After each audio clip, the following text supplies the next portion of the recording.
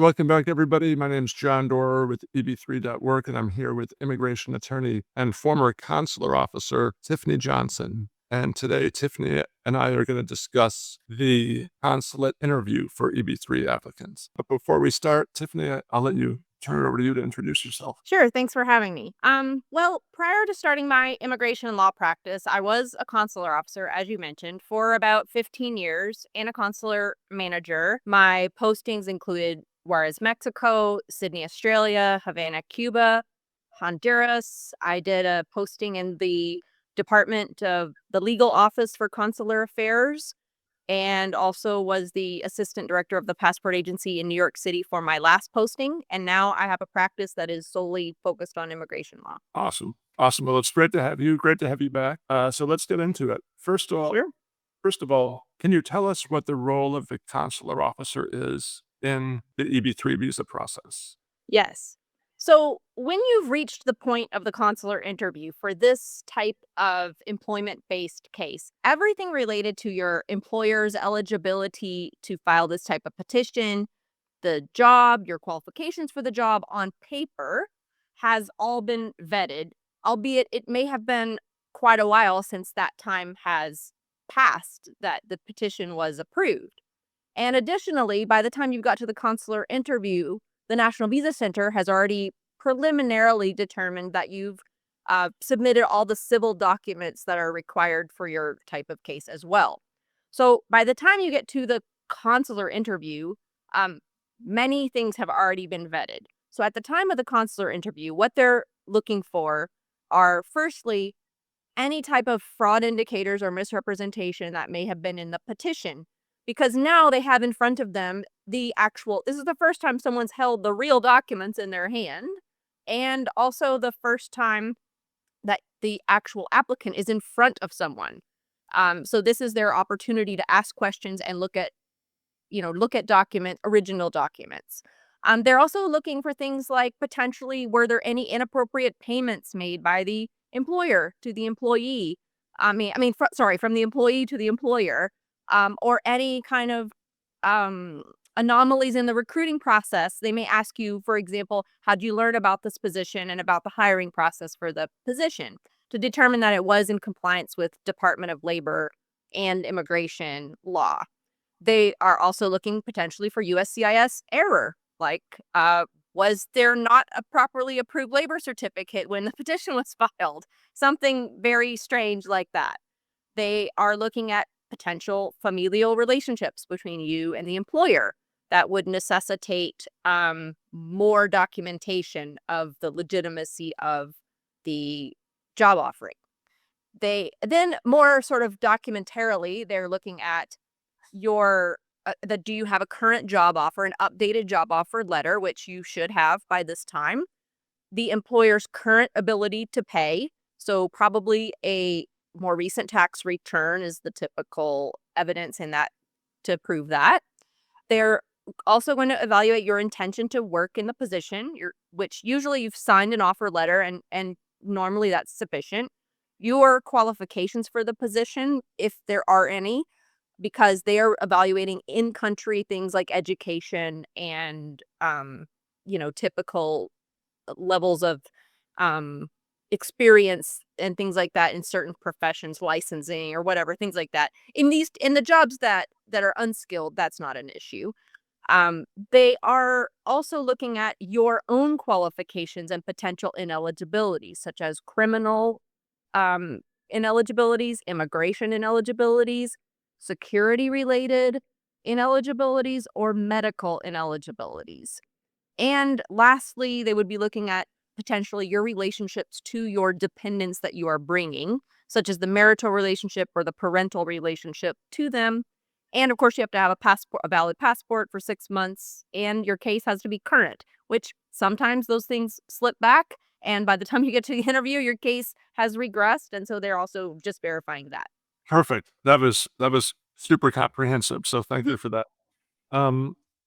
As you know, at EB3.Work, we're in the other worker category, Yes. also known as unskilled.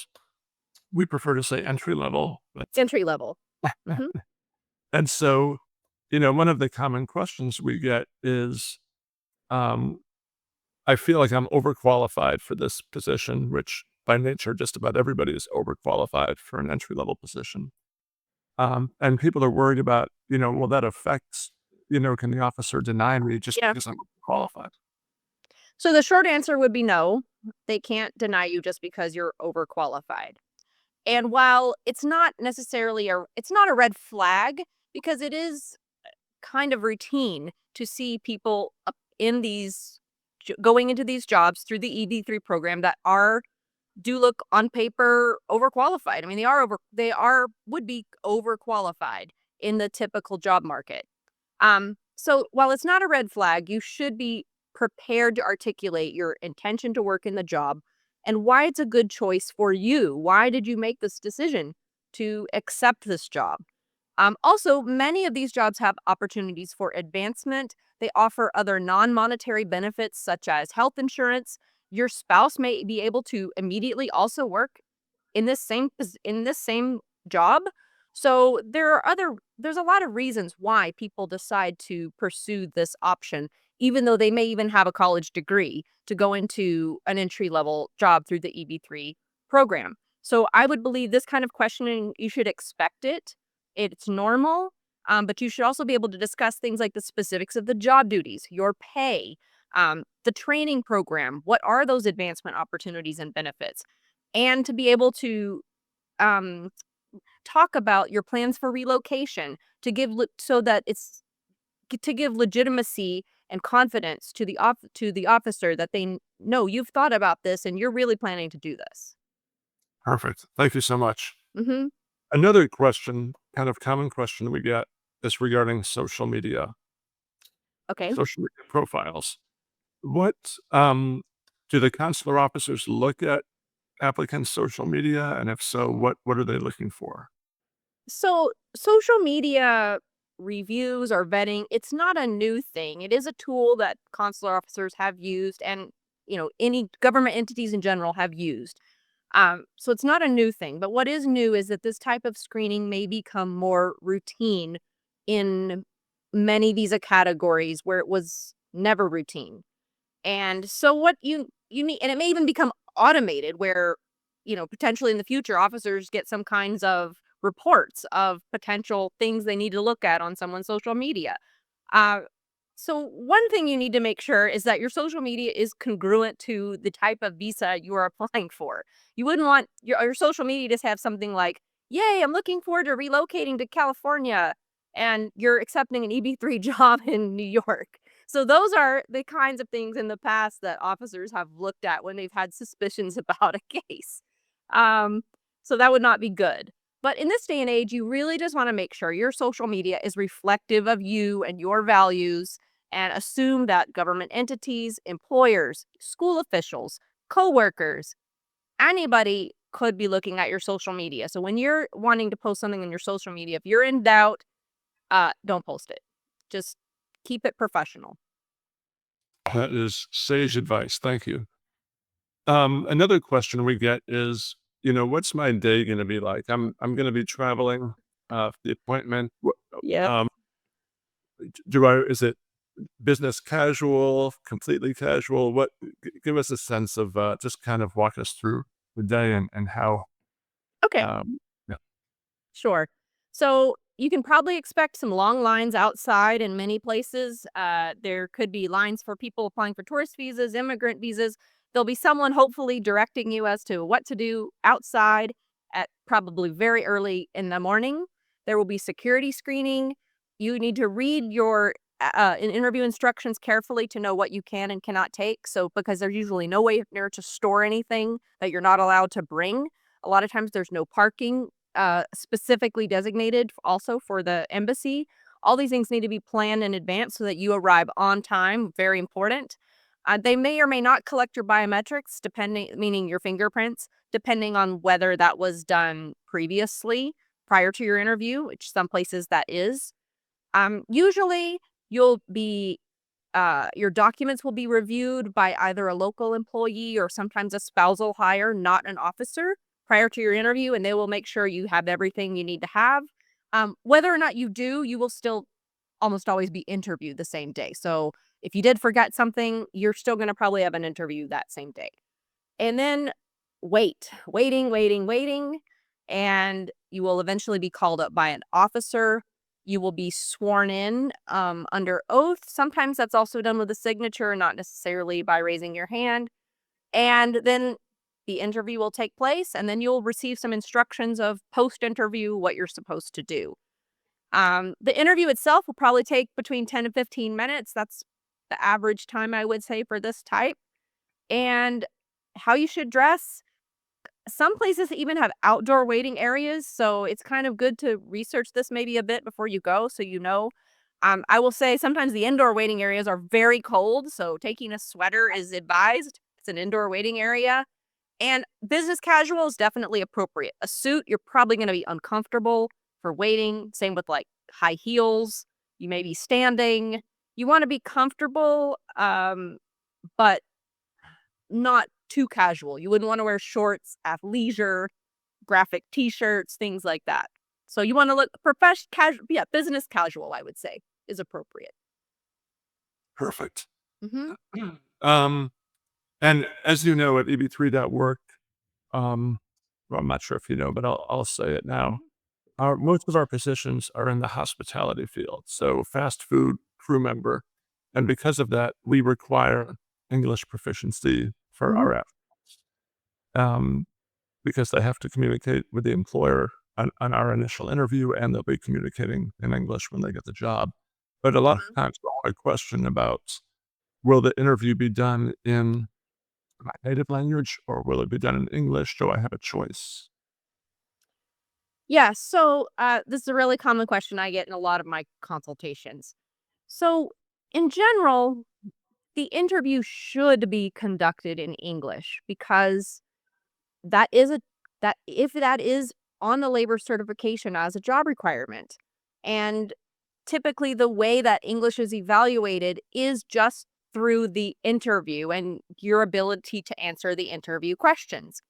However, if only an intermediate level of English is required for the job, it could be very possible that you're asked a question that you don't quite understand.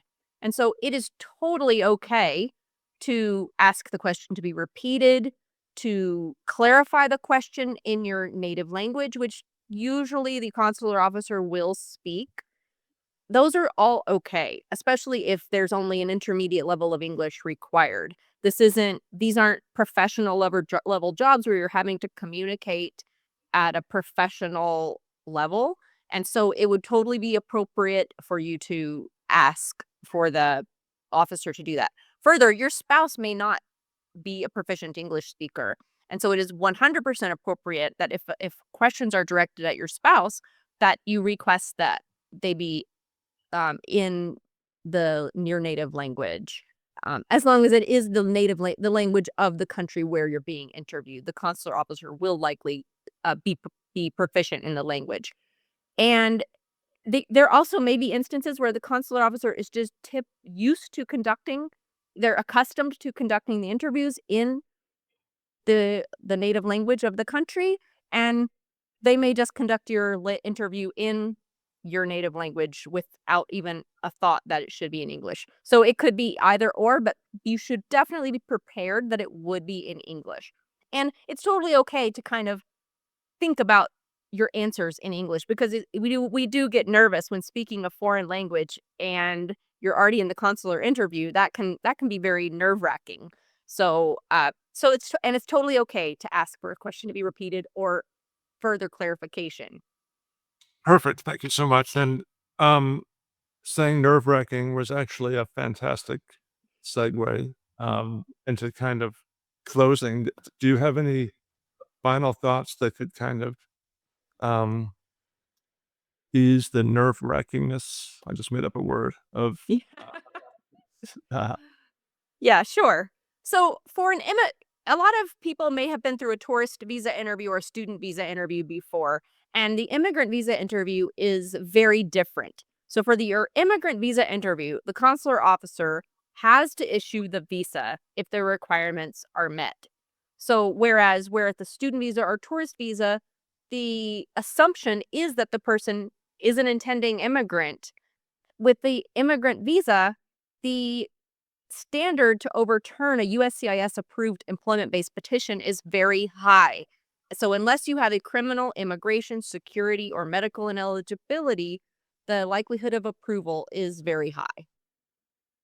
Perfect. Well, thank you for being so gracious with your time. It was great to have you back, and I hope we can have you on in the future. Thanks.